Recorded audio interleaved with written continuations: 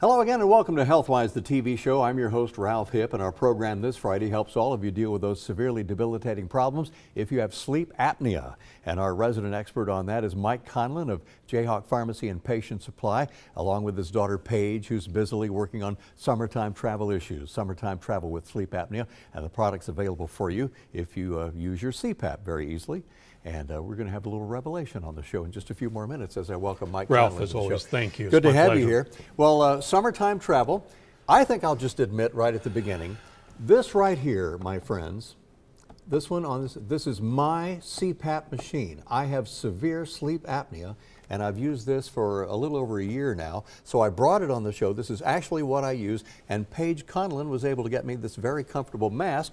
And you've got some newer technology, which we'll talk about. So how do we pack all this up for a summer vacation, Mike? That's our main topic today. You know, we all go through the same thing. It's tomorrow morning we catch our flight or we're headed down the road.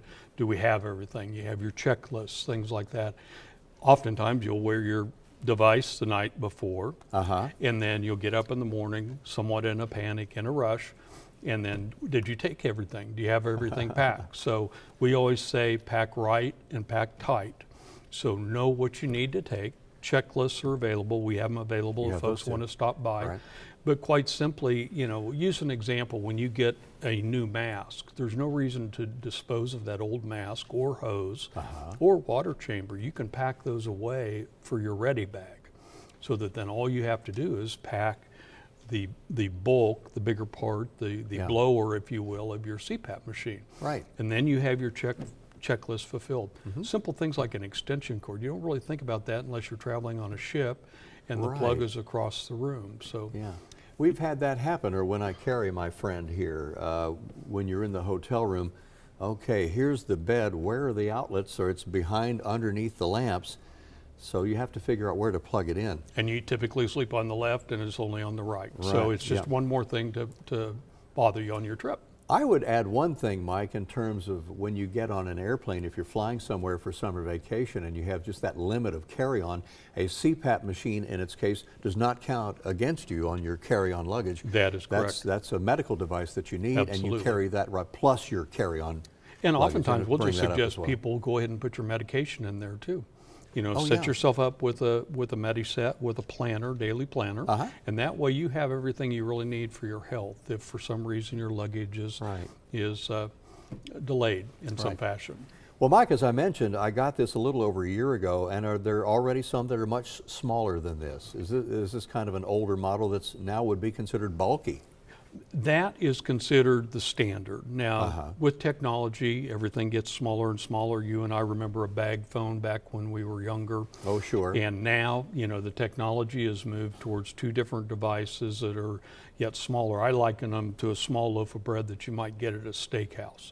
They're not perfect for everybody all the time, but, you know, for example, if you and your wife and grandchildren are going to travel for a week somewhere, you don't have every bit of the technology that's in your more sophisticated device, but you have adequate technology to be able to make you comfortable, everybody in your room comfortable, your bedmate, your children, everything else.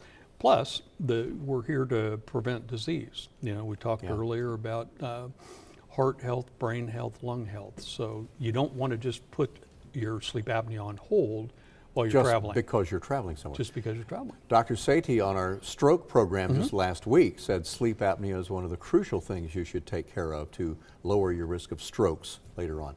Well, Mike, is there anything you want to say about the two devices, these smaller devices? These are very intriguing, and then we'll go to this. This is going to be amazing, and we can combine the elements we have here. What do you have in your hand right now? Let's say, for example, that you're a camper, that you like to go on week-long trips up in the mountains or wherever it may be. This device is simply a CPAP machine that is user-ready. It can plug into the wall.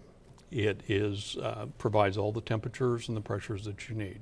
And what about this one here? The bigger device has a battery pack with it. So let's say you're that same camper, and instead of being in your RV, you're in a tent, you're up in the mountains or wherever you may be. This battery pack will last 2 days with the same device. So in doing that, you really don't have a reason to not treat your sleep apnea. Now let's open the door, and I'm going to actually stand up here to open it. You got it? Sure. So this Mike brought this over, and here's my mask. So instead of me putting it in the sink and scrubbing it every other week as you're supposed to do, you know, you get all that cleaned off inside here and all along the edge. Get that clean when you put that over your face. Now I'm going to put this in here, Mike. Yes, sir. And Headgear and everything. The gear and everything. So tell me about this contraption. And the hose goes right there, and I close that, and there it goes. Well, you mentioned something earlier, and that's diligently trying to clean your mask and your equipment. And frankly, I think we all know that we don't necessarily do that every day as we wish we would. No, sure don't do it every in day. my case, you know, I try to do it every day, don't get it done every day, and then I think, well, perhaps my wife might do that if I laid it on the kitchen table or dining room somewhere that's, you know, a gentle reminder.